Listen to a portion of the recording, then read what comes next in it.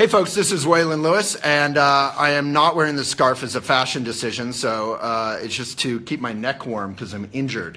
With that said, I'm here with my longtime colleague who I have not seen for how long? A couple of years. Jessica Taravage. Everyone. And tell everyone about yourself in a way that isn't super boring. Let's see. I run a company called Where's My Guru. I love Boulder. I live in South Carolina. I don't like South Carolina. Why don't you like South Carolina? I don't know. Is it Trump country? It's totally Trump country. Cool. Yeah, it's absolutely, yeah. It's like our neighbors have like signs. We go and take the signs off their yards in the middle of the night. You take the signs off their yards? Yeah. Oh. Yeah. That's sort of un-American of you. All right. So I've known Waylon for a really long time, and I'm in the Elephant HQ for the first time with his awesome staff, and it's kind of emotional to see it, to be here. And you've had a kid since I've basically seen you last? I have a 3.5-year-old. Got married? Yeah, I got married. Cool. Yeah, life is... So Elephant was not the middling, mediocre powerhouse that it is today when you knew us. We were a small rookie. It was just me and a kind of half-broken laptop. And do you remember? I have no memory ever. And we have some new staff here, so I just thought it would be fun to tell some embarrassing stories about our history. What's some stuff we did together? And what was Elephant like when you were around? Elephant was, the message and like the essence of Elephant is exactly the same as it is now. It's probably better I will then. say that. Like I don't feel like it's changed, right. that much. So the essence is the same, but Waylon, he used to just be like, kind of like always working like 24/7, and I don't know. Was that me playing a banjo? Yeah, like that was like you working like after being on the computer for a really long right. time, and he was so dedicated and so like unwilling to sacrifice his integrity for what he thought, like what he believed with his company, and to see it like all those dreams and all those. You had offers, right? Like people would like come to you and say, "Hey, do this," and you're like, "It's not like in alignment with what I want." And now you see it like all manifested around, and it took a long time and a lot of hard work. So. Well, just all the success came from me finally selling out and compromising. Whatever. Yeah. I don't think so. So, yeah, I remember in the yoga community, everyone was so positive and happy and kind of like ambitious in a funny way. And Waylon was a grump. He was like, yeah, and I was always like, around like a bike, like, yeah, I'd always be like, that's horrible, that's stupid. How can people are so high. This was like pre-selfie Instagram, and yet people were already obsessed with themselves and their careers. You were talking about that obsession before. Now it's like obsession is just normal. It's like normalcy to just be obsessed with yourself. And he like warned us all, like don't do it, don't do it. Don't fall into that culture. Now it is the culture, kind of. So. Yeah. So what's some stuff we did together? Bob Weisenberg. Those are the days of Bob Weisenberg, who was like Dave Rogers 1.0. Oh, really? Yeah. And Bob and Waylon had never met, and we went to a festival called Tadasana Festival, remember? And we did the mountain climbing up to the top of the thing. Yeah. I don't know. There was like a big wall, and we did a rock climbing wall. Yeah. We did a podcast from up there. I hosted a podcast and interviewed these guys. So Jessica had a huge, and still does. Yeah. Again, post baby, it's come back. Called a big podcast that took over the yoga world really fast. Called Where Is My Guru, which is a name I never understood. And, but no, it was huge. And we went to South by Southwest together? Yeah, she took me to South by Southwest, and I spoke on a panel with you and Sean Korn, Vikram Gandhi, who did Kumare, and we talked about mindful media. And then he just did Barack, the new documentary movie on Netflix that I loved. Was it called Barack? Barry. So good. Oh, wow. Vikram's so amazing. Yeah, he is. And he's hot, too. Yeah, women love that guy. Oh, my God. Yeah. Whoa, nervous laughter. Wow. Cool. Don't know. I mean, we just did, like, I just feel like I don't have any embarrassing stories about Waylon. Really? All those conferences and... No, I mean, I guess, like, I don't know. I feel like Waylon's approach to life and sort of, like, embracing suffering and, like, just living with this, like, huge, like, beautiful... Embracing the heart. Reality of suffering. Exactly. Yeah. It wasn't really, like, understood, and I almost think it's more, like, people are just kind of, like, coming, almost, you're, like, ahead of your times. People are kind of coming in. I know for me, I'm just, like... Yeah, like I totally get lots of the things he used to talk about and share about. Right. So, even though you're still walking around with to-go cups today. Yeah, so but to be serious, we were talking about the whole mindful thing, which was like connecting all that yoga, meditation stuff with actually trying to be good and involved in everyday life, which is sort of our whole deal. It is. If anyone has questions or accusations for me, or questions or compliments for Jessica, I'd love to hear them. She's only here briefly. Dave Rogers is on. Who is this So, Bob? who was Bob? He was a major figure in Elephant growing and surviving. He was like sort of the head editor for a long time. Like he kind of like, I guess. But he was all yoga. He just wanted Elephant to be like all. But he was also like the business side. He was like completely obsessed with how to grow Elephant, how to network, how to create this, how to create that. He was a software. I think, Dave, you've connected with him in the past. He was a software like exec who retired, was bored, wanted to help out Elephant. And then just got totally sucked in. Got totally. I was like, Totally he was sucked like, do you mind if I like help volunteer and edit something? I was like, why don't you work for us full time for a couple years for free? And he was amazing. He was like 60, 65 and super powerful dude. Yeah. And we obviously had our battles, but he was a huge influence. Huge influence and huge asset. And we took over. We really became the largest, without any kind of braggadocio, the largest presence in yoga community day to day. Yoga Journal was still dominant.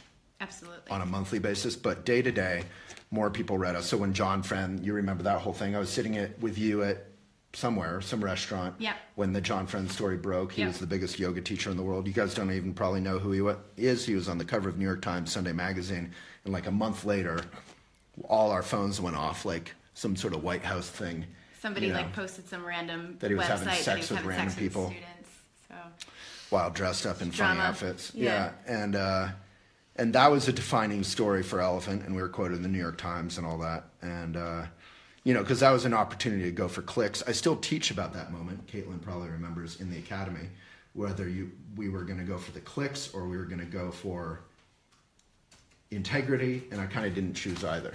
I kind of did both, which is, to this day, Elephant's approach. What? Remember, I put out a big blog saying I wasn't going to talk about the big news until we knew more. So that was integrity from a journalism point of view, but it was a huge story. Because everyone knew what we were talking about because of all the other blogs that didn't have any integrity. So what's like the difference? So I have a question for you. Like compared to 2008, 2009, when like I think like social media was starting to connect the yoga world, right? Like that. Yogis and mindful, like we want to connect innately, right? That's just how we want to. And then we're like, oh, social media.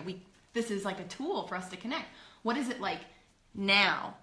Is it still the same, or is it do you find that's like still the same kind of vibe? Like we just want to connect people, or the types of people that write for Elephant? Like why are they writing? I mean, why don't you ask Callie or Caitlin that question?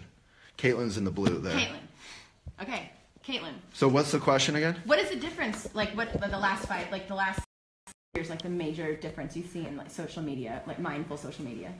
I think it's become easier, more connected. We're I was talking to Dave yesterday, and it's just like more and more people are on mobile, reading Elephant on mobile, on the train, on a bus, on the way to work. So it's literally at your fingertips. And yeah, we're 80% mobile now. Wow. Yeah, it's easy to share a story you fall in love with or connect with someone in that way. It's become the go-to almost by default. So more people than not are on social media. Anything negative about that, you think, about the Sorry, I was filming our accountant. Culture of connection. Our accountant's trying to get our taxes in. And I'm here talking about social media. I think, for sure, you hear it from Waylon, the getting high on ourselves almost in terms of that selfie culture and, just this, not necessarily slowing down and using it mindfully. So in our academy program, we teach people to slow down, connect with what you're posting, connect with what you're sharing. You don't need to take that picture of yourself driving or selfie in the shower or whatever. Just enjoy your life. It's not even selfie in the shower, like the Instagram stories and Snapchat. It's literally you're selfieing your entire day. Yeah. Which doesn't look that bad when you watch it online, but if you're around someone who's doing that, you realize that they're walking around like this all day. Yeah. And yeah, I very briefly dated I hope she's not watching. But I very briefly dated this lady who literally had the blue glow of her phone on her face. My entire memory of her was a blue glow on her face, like all the time, even if we were like cuddling, to put it in a PG way. She would have her phone around. So, and recently, not to interrupt too much, but there was this lady who I was super inspired by on Instagram stories. She's a vegan. She's sharing all this cool stuff. And I realized in her Instagram stories, it took me like a week or two to realize she was doing that same thing. She literally has her phone on. Whatever is cool that she's ever doing, she has her phone on. And Elon Musk, I'm reading this interview of him in the New York Times Sunday magazine. He says it's 4 to 5 years until we have a basic, I forgot what you call it, but synaptic connection to our phones and our laptops where we can think in email. And can you imagine, like Idiocracy, for anyone who's seen that film, will just be carted around in hover chairs, getting Diet Coke sucked in, pooping into a bag and selfieing our thoughts or whatever. It's like a Buddhist nightmare. It's like literally a description of one of the hell realms in the Buddhist tradition. But Caitlin, I cut you off. Did you want to cheer anyone up from that horrible visualization? Like, what's the positive? What can we all do to make things a little bit more mindful or more genuine from the Academy? So Caitlin here is the head of the Elephant Academy, elephantjournal.com/academy, which is where we train people how to blog, how to Instagram, how to do all that stuff, but with a point of view of being a benefit. Yeah. So, it's really just comes down to slowing down and realizing that you have this platform at the tip of your fingertips to use and to share something that you care about so deeply. You want to make a difference in sharing that with the world, and it can matter and spread like wildfire. But you kind of also need to come back to yourself, enjoy your life, and realize, your social media isn't everything. You can use it effectively and meditate and do whatever you do to enjoy the world outside. Yeah, one of the that balance. Yeah, well said.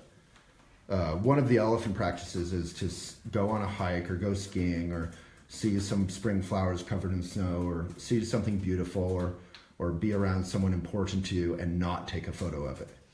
That's a powerful moment. You don't have to. I find myself literally, I bike sometimes from my house up to the view I have of the Flatirons near my house and take a photo of it, and then I leave. And sometimes, because it's so beautiful, and sometimes I stop as I'm biking off and I'm like, I never looked at it. I literally just biked up, took a photo of it. I'm like working for Instagram, basically. We're all employees of Instagram. Or Facebook or whatever. So we have to kind of reclaim our present moment. I just took Facebook off my phone about a month ago. I'm jealous. I produce online courses and have a podcast. So I have to use it, and I said I can't. Right. I just can't. And we have to use some stuff. It's not that the tools are bad or Facebook is bad or Instagram is bad. They're really good too. No, but you have to have healthy boundaries with it. You really do. And it's probably taken me like 4 weeks to this morning I got up, and after 3 hours I was like, I haven't even thought about checking in. And then when you go on, you do realize a lot of it is just nonsense. Right. A lot of it is not relevant. And then I reduced. I cut out 2,500 friends, and I went in and I organized. You unfriended 2,500 people. How long did that take? It took me about 2 weeks to Wow. do, and then I went in and I How organized. did you choose who to unfriend? Anybody that had a selfie of them doing a yoga pose, they definitely went. Wow. Because I think a couple of years ago there was a time where anybody who was doing yoga was just friending each other on Facebook, and they weren't really friends, Right. And then especially people like us who are in the field industry, as they call it. Yeah, and I'm like, these people obviously they're not supporting my business. You know what I mean? I don't see, it's not showing up in that way. So. And then I sorted out all the pages that I liked and the groups that I liked and so I organize it so it's not just feeding me. I'm what was working through me. Did you play the Hunger Games music when you cut friends? No. Bum, bum. And you put their name in the sky? It was really empowering to do that. It was really just it was. Did I survive the cult? Of course you did. Oh, yeah. Cool. All right. I recently, a barista at Laughing Goat was, he's a libertarian and he was leaving all these pretty angry comments on some political thing I'd put up. And I'm totally fine with criticism or people disagreeing. I'm not okay with like ad hominem insults. So I unfriended him and I forgot about this because I love him in real life. He's like a great guy. And I walked into Laughing Goat like a week or two ago, and he was really hurt, and I don't blame him for that. And he was pretty angry, and he kind of wouldn't drop it. And at some point, I went from like thinking it was sort of humorous and being friendly with him to realizing that he was actually like really angry and hurt about it. And I said, you know, we can still be friends in real life. Like it's just, I don't welcome people saying insulting things. Like you can criticize me or Obama or whatever I'm posting about all day long, but you can't be a jerk about it. Mm-hmm. And at some point I said, can I still get a coffee or should I go elsewhere? And he like got kind of depressed and angry, and I literally walked out and went to Boxcar, the cafe. We have a cafe per block in Boulder by law. Went to the next cafe, and I haven't gone back since because it's like now we're kind of almost not friends in real life, which is crazy. Because I can't ever go to that cafe to work because I may have to have a 20 or 30-minute conversation about why I unfriended him. And frankly, I don't even remember, except that's the only reason I ever unfriend people. So we're now leading meaningful lives online, and how to negotiate that is also something we talk about in the academy, where ad hominem insults are not welcome. There's a pyramid of how to debate people that you can Google ad hominem pyramid or triangle. You guys have always been good at debating in the comments and debating. Yeah, on Instagram, people will get really angry at me when I'm arguing with them. They're like, how can you argue with me? You should be making me happy or I'm going to unfollow you, basically. And you're like, wow, I'm not doing customer service here. That's super patronizing. Mm-hmm. I'm an adult and I have different points of view perhaps, and I'm interested in yours, and you're an adult and you have different points of view, and hopefully you're interested in mine. There can be an exchange and a dialogue. But I'm not here to make you happy to protect Elephant's business. And recently I posted that. I don't know if you saw that on Instagram, like maybe a couple, like please stop posting sexy yoga selfies and your brunch photos and whatever. And it was hugely popular. People were like, oh my God, hallelujah, except for a couple very significant people who I really actually like and respect who do post sexy yoga selfies felt very attacked and accused me of, white privilege and all kinds of things, which was an interesting jump. I certainly am Caucasian and I acknowledge my privilege, but I think talking about our obsession with ourselves and promoting ourselves isn't necessarily. Yeah, I think that maybe touched a little chord in them. I mean, I've talked to a lot of yogis who have like once did that, and then they kind of start to feel like they're just perpetuating. You know what I mean? They're just doing it for the likes. They're not really doing it to get, they're not doing it to really connect with people. And a lot of them don't even know how to like take. What I found is like they don't know how to take that and create something meaningful with it. They're just posting a picture, getting a like, and it goes nowhere else. It's not taking them anybody deeper. It's not leading them to an experience, and that's, it's just, life force is inside of us. It's not like you look on the feed and it's like going and you're like, oh, like this is life flowing before me. Like that is an illusion, what we have is what's inside of us. Totally, dude. I don't my little soapbox here. This is cool. No, this is great. Well, I promised my staff this would be 7.5 minutes. Right. I think we're probably about 5 minutes now. We don't want to bore anybody any longer. Yeah, but we could end early. No, I don't think you're boring anyone. But do you have any final memories? Bob Weisenberg, South by Southwest.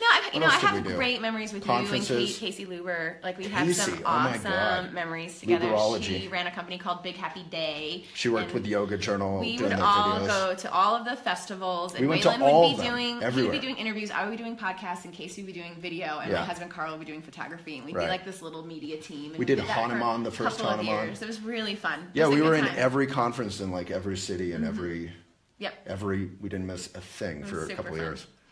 It was fun. It was super fun. Unlike now. I'm kidding. All righty. Thank you, everyone. We'll try and respond to comments. Thank you, guys. guys. But where can people follow you if... Where's my guru? Like, that's it. Yeah. Or Jessica Dervage. And you're still doing podcasts? I'm still doing podcasts. Got Cool. some really cool ones that just posted out. So, Nice. so still doing podcasts. And I have a lot of courses. There's a great online conference for women called Sex, God, and Yoga on my website. Check it out. Sex, God, and Yoga? Sex, God, and Yoga. Okay. For women? For women. Mm-hmm. Yeah, it's really cool. So you can purchase So is God a courses. woman in that context, or why didn't you say goddess? Gotta check it out. Okay. Yeah, to see. All right, I'll check it out. All right, thank you, Jessica. Thanks, guys. Great to see an Bye. old young friend.